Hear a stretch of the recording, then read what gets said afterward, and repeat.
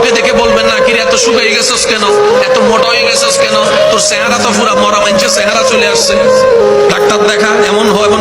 এইসব কথা কখনো বলার দরকার, জোরে বলে না, বলার দরকার। কারণ মানুষের অন্তরে আঘাত পেলে রব্বে করিম এটার বিচার করবেই করবে, এটা বিচার করবেই করবে। আল্লাহ আমাদের সবাইকে বুঝার তৌফিক দান করুন।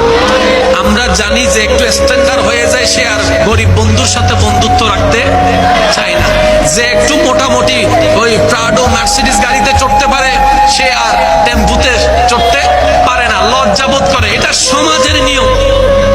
যাকে আল্লাহ তাআলা